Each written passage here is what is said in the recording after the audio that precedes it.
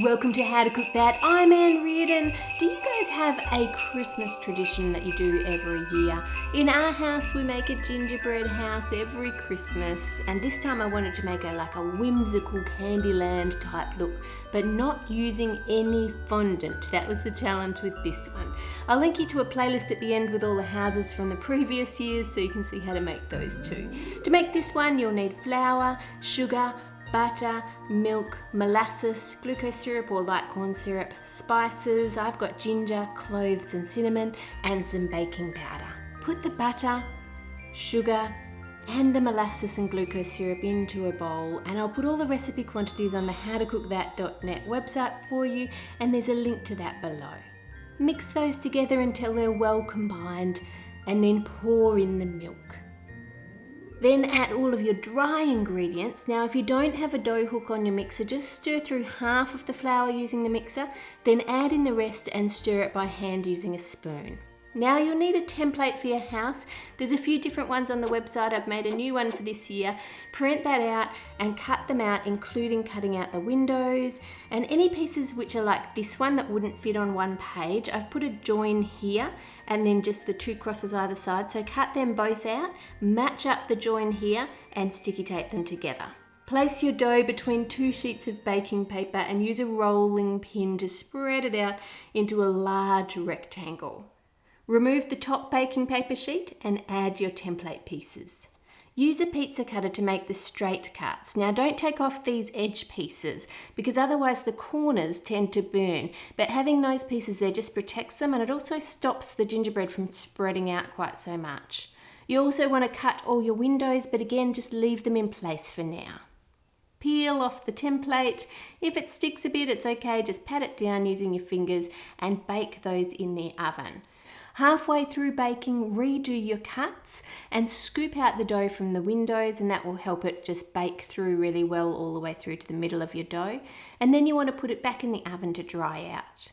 Once they're cooked and cooled, spread some dark chocolate onto some foil nice and thick, and then add your gingerbread pieces and push them down. This will give a thin coat to the outside of your house. As it's starting to set, run a knife around the pieces and remove the excess chocolate. Now you can remelt those pieces to do your other walls. Then when you turn your pieces over, they look smooth and neat, and everyone likes eating gingerbread with chocolate on it.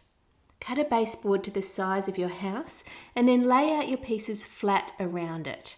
Pipe some chocolate around the base and up the sides of the front and back pieces, and then you just need to carefully lift up your pieces and join them together just like you're making a box. Wiggle and adjust your pieces until they're all straight and you're happy with them, and then let it set. Add more chocolate to your joins and smooth that over with a spatula. Now for the small roof, you're going to need to cut down the gingerbread on an angle so that it will join onto the big roof nice and flush. Just use a serrated knife and just shave off a small bit. If you want, you can also cut some gingerbread off the top here just to round it out. For the windows, I'm going to use gelatin sheets, just dipping each end into some chocolate. You could use royal icing here and then just pop that into place on the inside of the house. If you want lights, you need to add them now before you put the roof on. I want mine to sit up the top, so I'm going to add a couple of rafters, just using some of those offcuts from around the edge.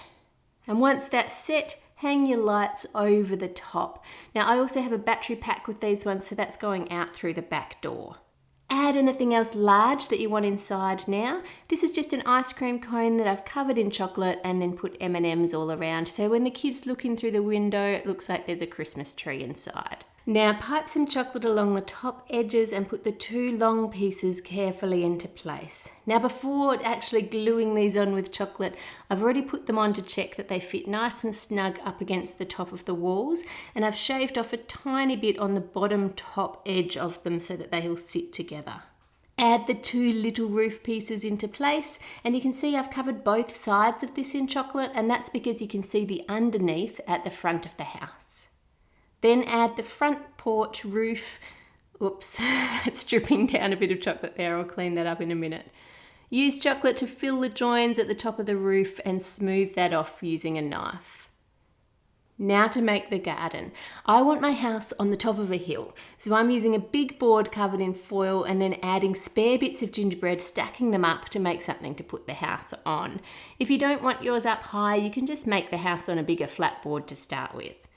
I can't have a floating house, so now I'm going to add all the rest of the gingerbread bits around it, leaning up against it.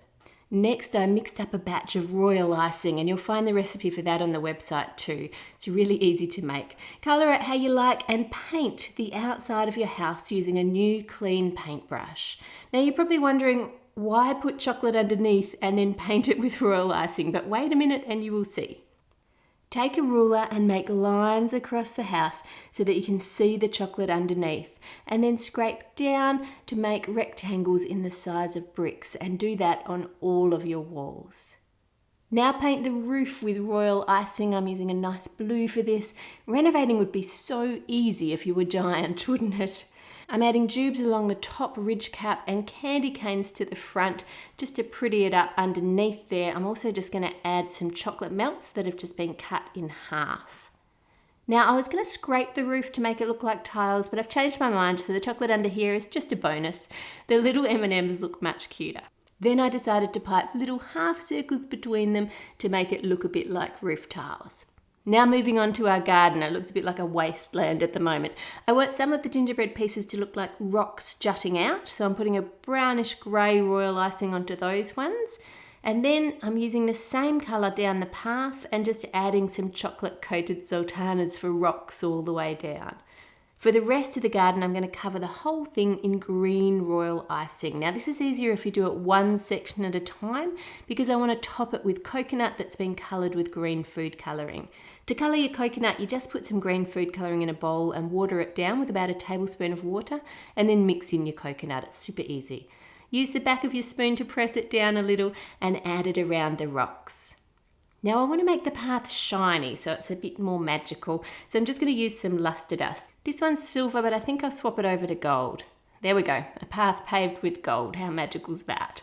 To make the rocks that are sticking out look a bit more realistic, dust on some brown powdered food colouring around them as shading.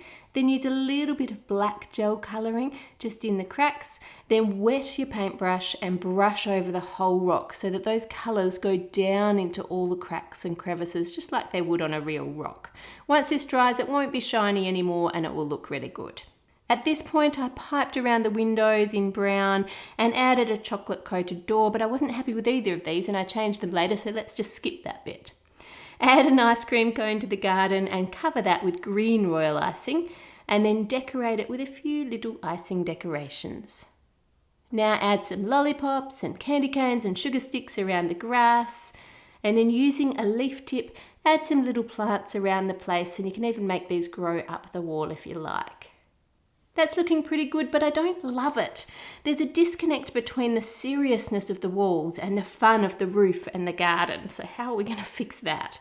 I think I'm going to paint the walls a deeper colour using some watered down food colouring. And you can tell me in the comments which version of this you like better. Do you like the one that I just showed you or the end result? Now I know I said no fondant, but the door just looked too serious, so I've swapped that for something more colourful. And now I want to add some icicles dripping down from the roof here and some snow on the actual roof. In all the movies it snows at Christmas time. Here in Australia it is hot. It's the middle of summer at Christmas time. I'm going to put a poll on this one. Does it snow where you live at Christmas time, or is it hot, or is it just cold and doesn't snow? Let me know in the poll. I've added a few jelly beans onto the bricks too to make it a bit more whimsical. Let me know in the comments which version you preferred. I'm putting all the leftover lollies in through the back door and then sealing that shut. Click here for more gingerbread houses from previous years, here to go to my channel, and here for the latest video, and here for a random video selected for you by YouTube. Make it a great week, and I'll see you on Friday.